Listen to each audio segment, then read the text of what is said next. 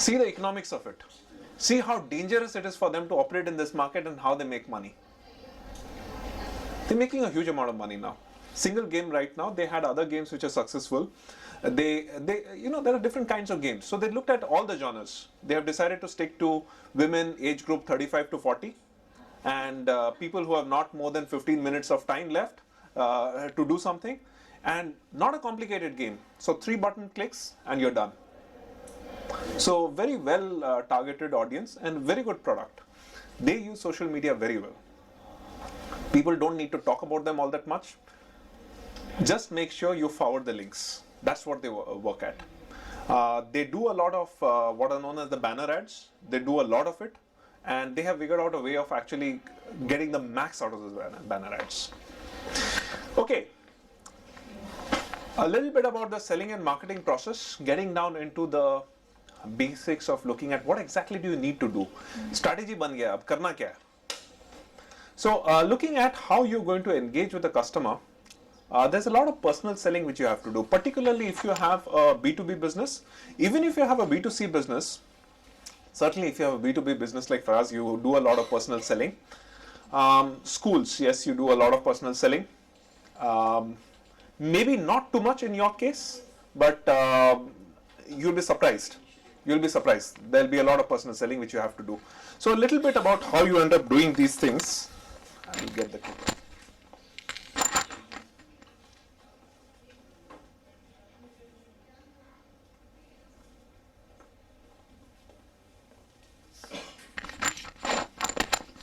Okay, when you're looking at the process of selling, you can break it down into these 5 different processes. There are some people who would like to break it up into 10, but at the overall level, if you have it at these 5, you're more or less done. What you need to do is, there are 6.5 billion people on this planet. Almost, 7 now. See, I'm so outdated. There's somebody who's keeping count at least. You need to make sure who are these 15 people out of these 7 billion people on this planet who actually make sense for you to sell to. It's not a single step process. You have to go through various steps. Sometimes you would like to call this as segmentation, but segmentation is a very broad exercise. You need to go much more specific than that. There will be a lot of people in your segment whom either you don't want as customers or who don't want you as a seller. So you have to do a little bit beyond that to look at qualifying. So who are these people within your segment who qualify? Then you need to go and just generally make a case to them.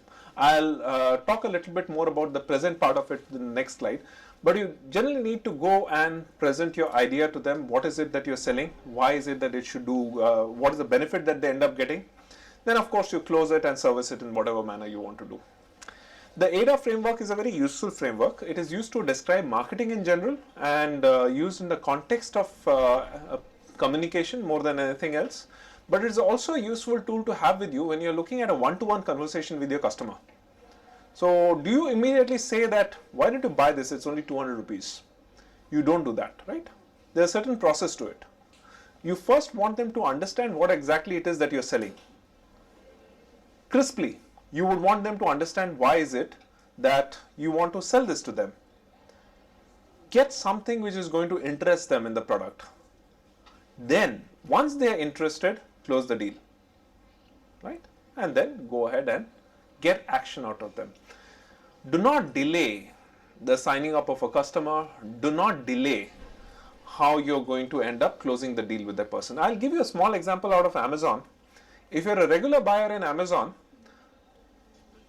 how many clicks is it before you can actually buy a product? Once you decide on a product? Just on first page you can go ahead with buy. They have one-click process. Do you know that? It's a single click process. Once you decide on the product, buying is a one-click process.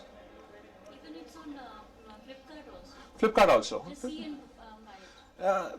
A little more complicated. You have to just look at a few more things that you want to fill in. But here in Amazon, it's literally a one-click. This is the product you want. Click. The product comes on. Click. You have bought it. Right? So that is what you are looking at. You are making it easier for your customer to actually buy. So do that. Make it a little painless for them to actually close the deal. Don't give them 10 options after they have decided that they want to buy this. I'm not saying trying to cheat your customer over here, but make it a little painless and a little more, allow your customer to be a little more decisive. That is all I'm trying to say over here. The MBA trainee, they often come with those encyclopedias and CDs and they Yes. speak so nicely that, ma'am, do you have children? How old they are? And they start, I mean, how we understand the technique. But we often find the person who is talking very softly and nicely with us, and at least we listen to them. Then Yes. what exactly Absolutely. they're saying. Absolutely. So it's an art, I feel. It's completely an art. And it's an art which can be picked up. It's not something you're actually born with. Many would like to say, I'm a born salesman. A lot of things you can actually pick up on the way. Right. You keep hearing your customer, you're going to do a good job of it. Primarily, that is what. Okay, now there is a reading which you will end up getting, which is Rethinking the Salesforce. Complicated article, a lot of things in it. I'm just giving the highlights. You'll probably, some of you would have already gone through the article. I'm just giving you the top level highlights of what exactly makes this article useful for the entrepreneur, what can be used out of it. The objective of the Salesforce is to communicate with your customer. It is not to make the sale. Do you have any metrics which are in line with this objective of the Salesforce? You would have a Salesforce. You will need a Salesforce. You would need a sales team. You would have a set of people doing sales. So do you have any idea what are the metrics that you're going to use to look at whether the communication has happened or not? I'll give you a very extreme example. If you go and sell an abstract product, Blendtec, it took them about 1 minute to figure out what the product is, right? That's not a good idea. That's not at all a good idea. There are a lot of ads we have seen on TV, which we really don't know what they're trying to sell for a very long time. Cocoa Berry, same issue, right? So that should not be so. I mean, you should be able to communicate with your customer. You should be able to use the right language that the customer understands what this is all about. Everybody says the worst ad ever on TV was Ghadi detergent tikya.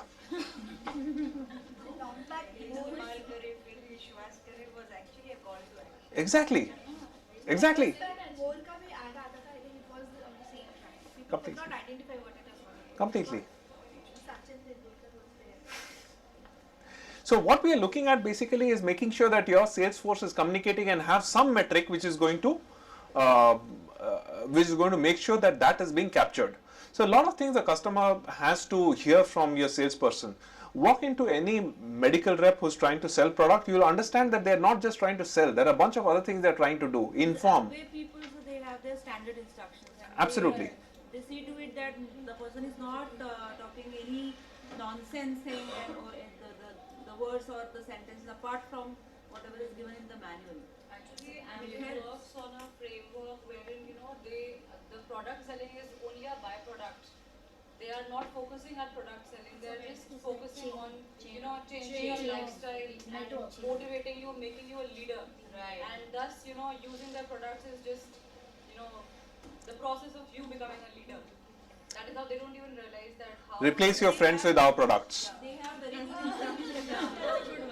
Actually, I've switched off all my friends who wanted to get into Amway. Okay, so in gist, this is what the entire article of Rethinking Your Salesforce is all about. Your Salesforce needs to communicate. The important part over here is the Salesforce. There's a lot of things that your Salesforce needs to go and communicate.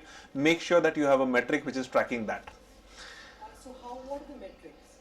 I give a medical rep. Okay. The calendar which they keep taking and Yes. show you one after the other. Yes. I give them a PPT. Yes. The guy is on his own. So how do I know? So Okay, so- do I do a GPS? Do I do a keep track? What is Okay, there are two things.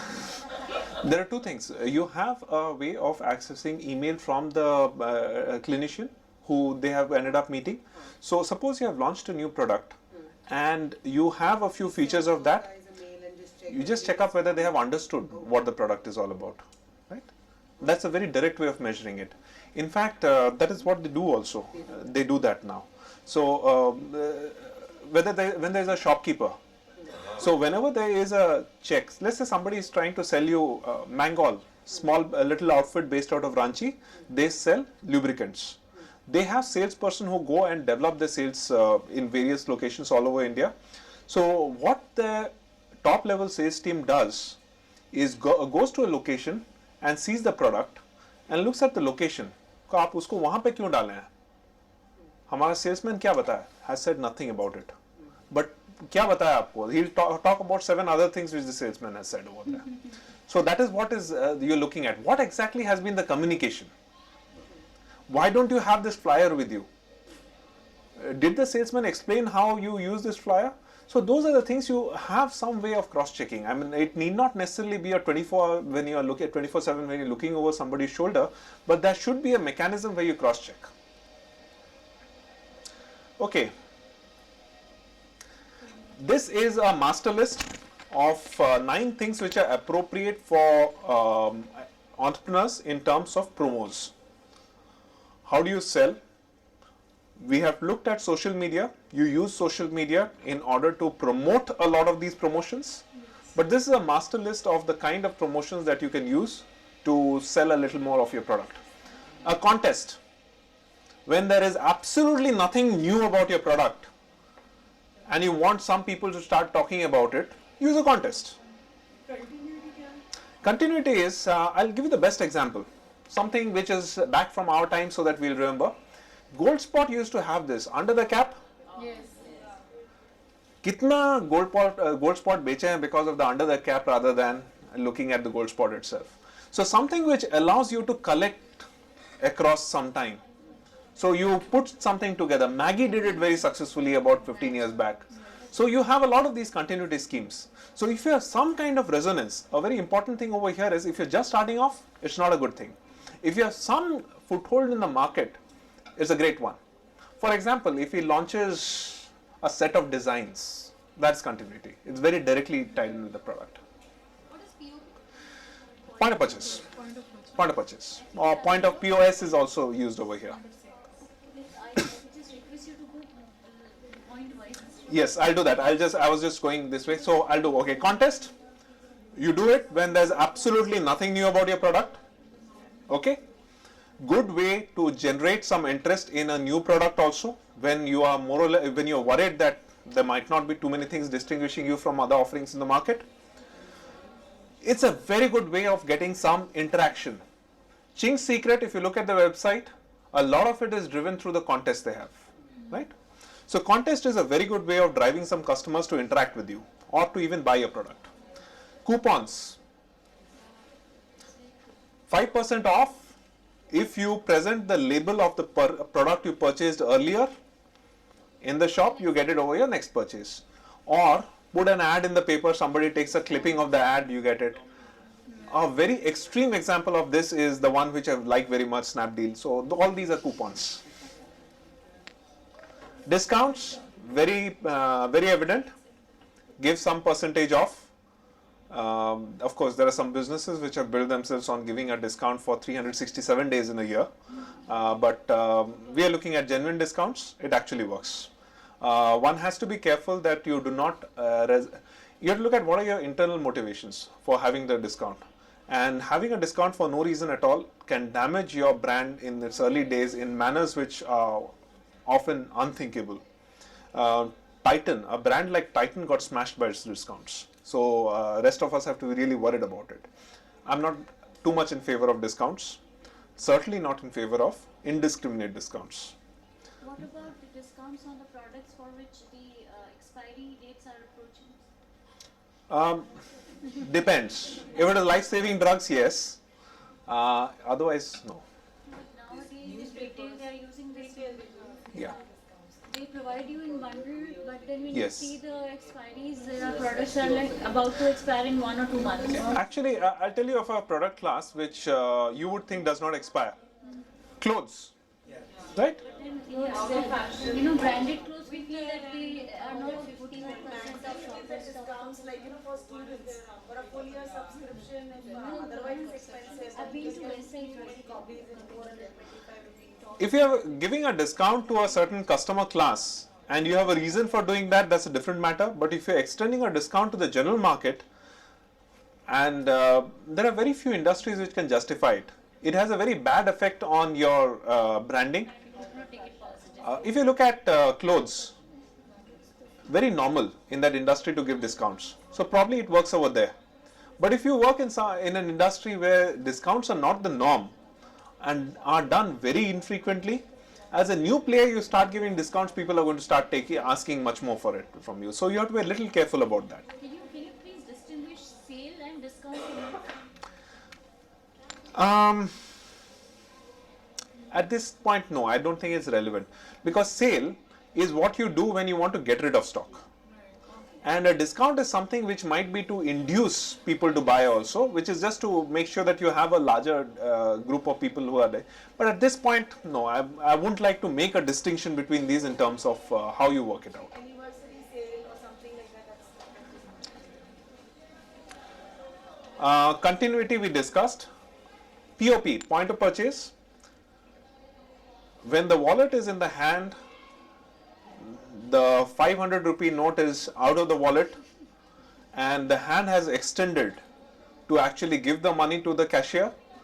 And if somebody talks about buying your product or selling your product at that time, is probably the best time to actually make the purchase if the cost of your product is within 50 rupees, right?